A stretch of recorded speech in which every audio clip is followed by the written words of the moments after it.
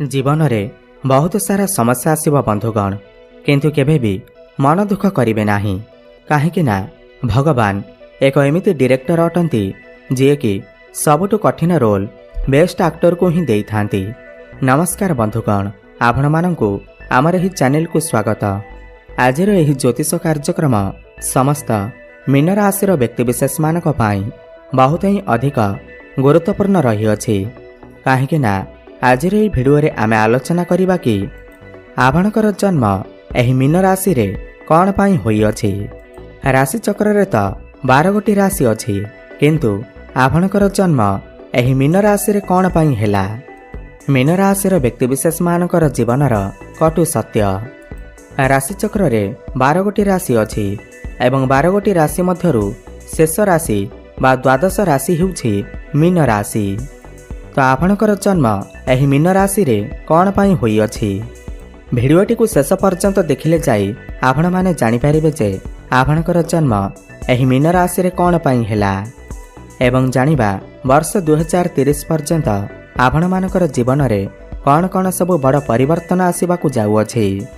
कहीं शनिदेव, राहु, केतु, देवगुरु बृहस्पति बहुत लंबा समय पर्यंत गोटे राशि रे रही थांती। शनि प्राय 2.5 वर्ष पर्यंत, राहु केतु 1.5 वर्ष एवं देवगुरु बृहस्पति पूरा गोटे वर्ष गोटे राशि रे रही थांती। तो 2030 पूर्वरु आपणकर जीवन रे कौन हेबाकू जाउअछि। यह सहित केउ राशि व्यक्तिविशेष मानक सहित मीन राशि व्यक्तिविशेष माने मिलामेशा कले उत्तम संपर्क रखिले सेमानकर भाग्य चमकी थाए। एमिति व्यक्ति जदि आपणकर जीवन रे अछंती तो तांकू केबे भी जीवाकू दियंतु नाही, तांकर सबुबेले साथ दियंतु एवं जानिबा केउ वर्ष बयस रे आपणकर जीवन रे बड़ बड़ परिवर्तन आसी थाए, यूटर्न आसी थाए, खुशी खबर मिली थाए। एहा पूर्वरु भिडियोटी को लाइक करी कमेंट बॉक्स रे जय माँ लक्ष्मी, जय शनिदेव अवश्य लिखि दियंतु। देखंतु आपणकर हेउछि मीन राशि।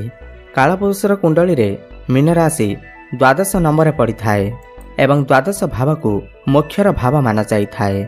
मीन राशि एक जल तत्वर राशि अटे। एह राशि स्वामी ग्रह अटंती देवगुरु बृहस्पति एवं देवगुरु बृहस्पति को ज्योतिष शास्त्र रे सबुठु अधिक दायित्व दिया जाय अछि। एवं मीन राशि एक द्वि स्वभाव राशि अटे एवं जल तत्वर राशि होइथिबारु एमाने सर्वदा कन्फ्यूजन भितर रही थांती, द्वंद्व भितर रही थांती, बहुत अधिक ओभर थिंकिंग करि थांती। एमानकर जीवन रे टेंशन तो नथिबा, किंतु एमाने निजे ही टेंशन को तैयारी करिवे। जेहेतु एमाने द्वि स्वाभाविक राशि अटंती, ना चर राशि ना स्थिर राशि। एमाने केबे केबे तो गोटिए काम को करुथिबे, किंतु सडन आउ गोटिए काम को करबा को चली जिवे। एमानकर माइंड केबे भी स्थिर रही न थाए, एमानकर मन केबे भी स्थिर रही न थाए। एमानक भितरे बहुत अधिक ज्ञान रही थाए, बुद्धि एवं विवेक रही थाए। काहेकि बृहस्पति एमानकर राशि अधिपति अटंती। काहार भी कामरे काहार भी कथारे एमाने बहुत शीघ्र सैटिस्फाई होई न थांती। एमाने जहाँ भाभी थांती ताहा ठीक होई थाए, किंतु एमाने सामना वालार कथा को बहुत शीघ्र मानि न थांती। एमाने बहुत अधिक कलात्मक रचनात्मक होई थांती। बुलाबुली करिबार शौक एमानक भितरे रही थाए। एमानक भितरे अट्राक्शन गुण बहुत अधिक रही थाए। भल भल जिनिस खाइबा, भल पोशाक पिंधिबा एमानक पसंद होई थाए। काहेकि एमानक राशि रे शुक्र उच्चस्थ होई थांती, कामुक स्वभावर मध्य होई थांती। एमानक भितरे मैच्योरिटी बहुत शीघ्र आसी थाए। बड़ लोकमानकर ज्ञान एमानक भितरे मध्य रही थाए। काहेकि एमानकर बयस जेते कम हेले मध्य एमानक भितरे बड़ लोकमानकर ज्ञान रही थाए एवं एमाने बहुत अधिक रोमांटिक स्वभावर मध्य होई थांती। प्रेम जीवन रे सफलता मिली थाए एवं समस्त कार्य को बहुत निष्ठार सहित करि थांती एवं कार्य रे सफलता मध्य पाई थांती।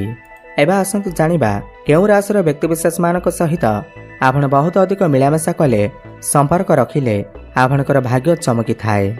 मेष राशि, कर्कट राशि, सिंह राशि, बिच्छा राशि एवं धनु राशि। एही राशि व्यक्तिविशेष मानकु आपणकर जीवन रे रखिले आपणकर भाग्य उदय होई थाए। जदि भी एही राशि व्यक्तिविशेष माने आपणक जीवन रे अछंती तो तांको केबे भी जीवाकू दियंतु नाही, तांकर सर्वदा साथ दियंतु। एबा आसंतु जानिबा କେଉଁ ବର୍ଷ ବୟସରେ ଏମାନଙ୍କର ଜୀବନରେ ବହୁତ ବଡ଼ ବଡ଼ ପରିବର୍ତ୍ତନ ଆସିଥାଏ, ୟୁଟର୍ନ ଆସିଥାଏ। ଦେଖନ୍ତୁ, ଯେହେତୁ ଏମାନଙ୍କର ଭାଗ୍ୟ ଭାବର ଅଧିପତି ମଙ୍ଗଳ ଅଟନ୍ତି, କର୍ମ ଭାବର ଅଧିପତି ଆପଣଙ୍କର ବୃହସ୍ପତି ଅଟନ୍ତି, ତ ଏମାନଙ୍କୁ ଯେତେବେଳେ 26ରୁ 28 ବର୍ଷ ବୟସ ମଧ୍ୟରେ ଏମାନଙ୍କର ଜୀବନରେ ବହୁତ ବଡ଼ ବଡ଼ ପରିବର୍ତ୍ତନ ଆସିଥାଏ। ଏମାନେ ବହୁତ ବଡ଼ ଡିସିସନ୍ ମଧ୍ୟ ନେଇଥାନ୍ତି। କିନ୍ତୁ ଏହାଠାରୁ ଆହୁରି ଅଧିକ ବଡ଼ ପରିବର୍ତ୍ତନ ଆପଣଙ୍କୁ ଯେତେବେଳେ 30ରୁ ନେଇକରି 34 ବର୍ଷ ବୟସ ମଧ୍ୟରେ ଆପଣଙ୍କର ଜୀବନରେ ବହୁତ ବଡ଼ ବଡ଼ ପରିବର୍ତ୍ତନ ଆସିଥାଏ। ଆପଣଙ୍କୁ ଖୁସି ଖବର ମଧ୍ୟ ମିଳିଥାଏ, କ୍ୟାରିୟରରେ ସଫଳତା ମିଳିଥାଏ, ବିବାହର ଯୋଗ ବନିଥାଏ। ଆପଣଙ୍କର ସମସ୍ତ ମନସ୍କାମନା 30 ବର୍ଷରୁ ନେଇକରି 34 ବର୍ଷ ବୟସ ମଧ୍ୟରେ ପୂର୍ଣ୍ଣ ହୋଇଥାଏ। ଏବେ ଆସନ୍ତୁ ଜାଣିବା 2030 ପର୍ଯ୍ୟନ୍ତ ଆପଣମାନଙ୍କର ଜୀବନରେ କ'ଣ ସବୁ ବଡ଼ ପରିବର୍ତ୍ତନ ଆସିବା ପାଇଁ ଯାଉଅଛି। ଦେଖନ୍ତୁ, ଶନି ବର୍ତ୍ତମାନ ଆପଣଙ୍କ ରାଶିରେ ବିରାଜମାନ ଅଛନ୍ତି, ରାହୁ ଆପଣଙ୍କର ଦ୍ୱାଦଶରେ ଅଛନ୍ତି, କେତୁ ଆପଣଙ୍କର ଷଷ୍ଠରେ ଏବଂ ଜୁନ୍ ମାସ 2 ତାରିଖକୁ ଦେବଗୁରୁ ବୃହସ୍ପତି ଆପଣଙ୍କର ପଞ୍ଚମ ଭାବକୁ ଚାଳନ କରିବେ। ସବୁଠୁ ପ୍ରଥମେ ଦେଖନ୍ତୁ, 2 ଜୁନ୍ 2026କୁ ବୃହସ୍ପତି, ଯିଏକି ଆପଣଙ୍କ ରାଶିର ଅଧିପତି, ପଞ୍ଚମ ଭାବକୁ ଚାଳନ କରିବେ ଏବଂ ବୃହସ୍ପତି ମଧ୍ୟ ଆପଣଙ୍କର କ୍ୟାରିୟର ଭାବର ଅଧିପତି ଅଟନ୍ତି। ସବୁଠୁ ପ୍ରଥମେ ତ ଏହା ଆପଣଙ୍କର ସନ୍ତାନର ପ୍ଲାନିଂକୁ ନେଇ ବହୁତ ଭଲ ସମୟ ଅଟେ। ଜୁନ୍ ମାସ ପରେ ଆପଣ ସନ୍ତାନ ପ୍ଲାନିଂ କରିପାରନ୍ତି। ଆପଣଙ୍କୁ ସନ୍ତାନ ସୁଖ ଅବଶ୍ୟ ପ୍ରାପ୍ତି ହେବ, ଚେଷ୍ଟା ଜାରି ରଖନ୍ତୁ। ଆଗାମୀ 7ରୁ 8 ମାସ ଭିତରେ ଆପଣ ଫ୍ୟାମିଲି ପ୍ଲାନିଂ ଅବଶ୍ୟ କରିପାରନ୍ତି ଏବଂ ଯଦି ଆପଣ ଛାତ୍ରଛାତ୍ରୀ ଅଟନ୍ତି ତ ଆପଣଙ୍କର ପାଠପଢ଼ାରେ କିଛି ନା କିଛି ବଡ଼ ପରିବର୍ତ୍ତନ ଅବଶ୍ୟ ହେବ। ଆପଣ କୌଣସି ନୂତନ ସ୍ଥାନରେ ଆଡମିସନ୍ କରିପାରନ୍ତି, ଉଚ୍ଚଶିକ୍ଷା ଲାଭ କରିପାରନ୍ତି, ପାଠ ପଢ଼ିବା ପାଇଁ ଦୂର ସ୍ଥାନକୁ ଯାଇପାରନ୍ତି। ସମସ୍ତ ଏକ୍ଜାମ, କମ୍ପିଟେଟିଭ୍ ଏକ୍ଜାମରେ ଆପଣଙ୍କୁ ସଫଳତା ପ୍ରାପ୍ତି ହେବ। ବୃହସ୍ପତି ପଞ୍ଚମକୁ ଆସିବା ଦ୍ୱାରା ଏହି ବର୍ଷ ଆପଣଙ୍କର କାହା ସହିତ ବନ୍ଧୁତା ସ୍ଥାପନ ହୋଇପାରେ, ନୂତନ ସମ୍ପର୍କ କିଛି ସ୍ଥାପନ ହୋଇପାରେ।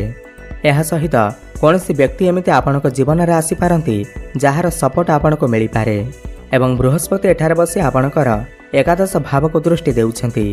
ତ ଏହି ବର୍ଷ ଅକ୍ଟୋବର ନଭେମ୍ବର ମାସ ମଧ୍ୟରେ ଆପଣଙ୍କର କୌଣସି ବଡ଼ ଇଚ୍ଛା ଆପଣଙ୍କର ପୂର୍ଣ୍ଣ ହୋଇପାରେ, ମନସ୍କାମନା ପୂର୍ଣ୍ଣ ହୋଇପାରେ, ପ୍ରମୋସନ୍ ହୋଇପାରେ, କୌଣସି ବଡ଼ ଖୁସି ଖବର ମଧ୍ୟ ଆପଣଙ୍କୁ ପ୍ରାପ୍ତି ହୋଇପାରେ। କିନ୍ତୁ ଶନିଦେବ ଆପଣଙ୍କ ରାଶିରେ ଚଳନ କରୁଛନ୍ତି। ଶନିଙ୍କର 7.5ର ଦ୍ୱିତୀୟ ଚରଣ ଚାଲୁଅଛି।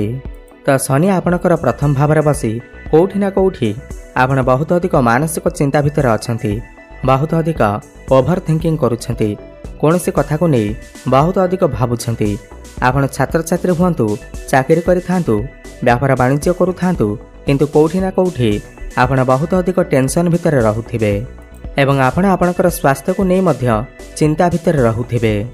ଜୁନ୍ 2027 ପର୍ଯ୍ୟନ୍ତ ଏହିଭଳି ସ୍ଥିତି ଆପଣଙ୍କ ସହିତ ହୋଇପାରେ। ଆପଣଙ୍କର ଆଣ୍ଠୁଗଣ୍ଠି ବିନ୍ଧା ଭଳି ସମସ୍ୟା, ବ୍ୟାକ୍ ପେନ୍ ଭଳି ସମସ୍ୟା, ଜଏଣ୍ଟ ପେନ୍ ଭଳି ସମସ୍ୟା ଦେଖାଦେଇପାରେ। କିନ୍ତୁ ଜୁନ୍ 2027କୁ ଶନି ଆପଣଙ୍କର ଦ୍ୱିତୀୟ ଭାବକୁ ଚାଳନ କରିବେ। ଶନି ଦ୍ୱିତୀୟ ଭାବକୁ ଆସିଲେ ମଧ୍ୟ ଶନିଙ୍କର 7.5ର ତୃତୀୟ ଚରଣ ଚାଲିବ। ଏଥିରେ ମଧ୍ୟ ଆପଣଙ୍କୁ ମାନସିକ ଚିନ୍ତା ଦେଖିବାକୁ ମିଳିବ। ସ୍ୱାସ୍ଥ୍ୟଜନିତ ସମସ୍ୟା, ଆପଣଙ୍କର ବୈବାହିକ ଜୀବନରେ ସମସ୍ୟା ଦେଖାଦେଇପାରେ। ଆପଣଙ୍କର ଲାଇଫ୍ ପାର୍ଟନରଙ୍କର ସ୍ୱାସ୍ଥ୍ୟରେ କିଛି ମଧ୍ୟ ସମସ୍ୟା ଦେଖାଦେଇପାରେ। କେଉଁଠି ନା କେଉଁଠି ଆପଣ ବହୁତ ଅଧିକ ଟେନସନ୍ ଭିତରେ ରହିବେ। ଆପଣଙ୍କର ଟିକେ ପାଟିଜନିତ ସମସ୍ୟା, ଦାନ୍ତଜନିତ ସମସ୍ୟା, ଗଳା ସଂକ୍ରମଣ ଭଳି ସମସ୍ୟା ଦେଖାଦେଇପାରେ। କିନ୍ତୁ ଯଦି ଆପଣ ଇନପୋର୍ଟ ଏକ୍ସପୋର୍ଟର କାମ କରୁଛନ୍ତି, କନଷ୍ଟ୍ରକ୍ସନର କାମ କରୁଛନ୍ତି, କୌଣସି ପ୍ରପର୍ଟି କିଣିବାକୁ ଚାହୁଁଛନ୍ତି, ନୂତନ ଗୃହ ନିର୍ମାଣ କରିବାକୁ ଚାହୁଁଛନ୍ତି କିମ୍ବା ନୂତନ ଯାନବାହନ, ଗାଡ଼ି ମୋଟର ଆଦି କ୍ରୟ କରିବାକୁ ଚାହୁଁଛନ୍ତି, ତ ଏହି ସମୟ ଆପଣଙ୍କ ପାଇଁ ବହୁତ ଭଲ ରହିବ। ଏବଂ ଶନି ଏଠାରେ ବସି ଆପଣଙ୍କର ଅଷ୍ଟମ ଏବଂ ଏକାଦଶ ଭାବକୁ ମଧ୍ୟ ଦେଖୁଛନ୍ତି। ଆପଣ କିଛି ଏକ୍ସଟ୍ରା ଇନକମ୍ କରିବାକୁ ଭାବିପାରନ୍ତି। କର୍ମକ୍ଷେତ୍ରରେ ଆପଣଙ୍କର ଟ୍ରାନ୍ସଫର ହୋଇପାରେ ଏବଂ ଶନି ଦ୍ୱିତୀୟ ଭାବରେ ରହୁଥିବାରୁ ଆପଣଙ୍କର ଟିକେ ପାରିବାରିକ କଳହ ମଧ୍ୟ ଦେଖାଦେଇପାରେ। ଏବଂ ଦେଖନ୍ତୁ, ରାହୁ ଆପଣଙ୍କର ଦ୍ୱାଦଶ ଭାବରେ ଅଛନ୍ତି, କେତୁ ଆପଣଙ୍କର ଷଷ୍ଠରେ ଅଛନ୍ତି। ତ ରାହୁ ଏଠାରେ 2026 ଶେଷ ପର୍ଯ୍ୟନ୍ତ ରହିବେ। ଆପଣ କୌଣସି ନା କୌଣସି ଦୂର ସ୍ଥାନକୁ ଯାତ୍ରା କରିପାରନ୍ତି, ଲଙ୍ଗ ଟ୍ରାଭେଲ୍ କରିପାରନ୍ତି, ଆପଣ କୌଣସି ଧାର୍ମିକ ସ୍ଥାନକୁ ଯାଇପାରନ୍ତି, ଆପଣ ବିଦେଶକୁ ମଧ୍ୟ ଯାତ୍ରା କରିପାରନ୍ତି। ରାହୁ ଦ୍ୱାଦଶରେ ଥିବାରୁ ଆପଣଙ୍କର ମଧ୍ୟ ବ୍ୟୟ ମଧ୍ୟ ହୋଇପାରେ, ଖର୍ଚ୍ଚ ମଧ୍ୟ ହୋଇପାରେ। हस्पिटाल मध्य आपणकर किछि पैसा मध्य खर्च होई पारे। हस्पिटाल चक्कर मध्य काटिबाकू पड़ी पारे। एवं 2027 को राहु आपणकर एकादश भाव को चलन करिवे, जहा फल रे आपणकू आकस्मिक धन प्राप्ति हेबा। Share market, stock market, trading रे आपणकू आकस्मिक लाभ प्राप्ति हेबा। सडन आपणकर इनकम बढ़ी जिबा, आपणकर दैनिक रोजगार बढ़ी जिबा, फाइनेंशियल ग्रोथ हेबा। एवं 2028 को राहु आपणकर दशम भाव को चलन करिवे, तो एही समय मध्य आपणकर कर्मक्षेत्र रे ट्रांसफर होई पारे किंबा आपणकर कैरियर रे बहुत बड़ परिवर्तन होई पारे। आपणकर स्थान परिवर्तन होई पारे, नूतन चाकरी मिली पारे। किंतु गोटे कथार ध्यान रखिबे, 2027 मसीह आपण आपणकर प्रेम जीवन उपरे विशेष ध्यान रखिबे, काहेकि केतु आपणकर पंचम भाव को चलन करिवे। ब्रेकअप हेबार संभावना बनिबा, कथाबार्ता बंद होई जाई पारे। एथिप्रति आपण टिके ध्यान देबे। एवं पाठ पढ़ारे मध्य टिके समस्या देखा देई पारे, मन आपणकर डाइवर्ट होई पारे। किंतु चलित वर्षर 2 जून 2026 पर बृहस्पति पंचम रहुथिबारु आपणक पई अत्यंत शुभ अटे। आपणकर भाग्य चमकी पारे। अटकी रहितबा आपणकर समस्त कार्य चालू हेबाकू लागिबा। तेबे अधिक शुभफल प्राप्ति करिबा पई सबुठु प्रथमे तो आपण गुरुंकर बीज मंत्रर जप अवश्य करंतु। ओम ग्राम ग्रीं ग्रोम सह गुरवे नमः 108 थर प्रत्येक दिन जप करंतु। एवं प्रत्येक शनिवार दिन शनि मंदिर को जाई सोरिष तेलर दीपटीए अवश्य जलांतु।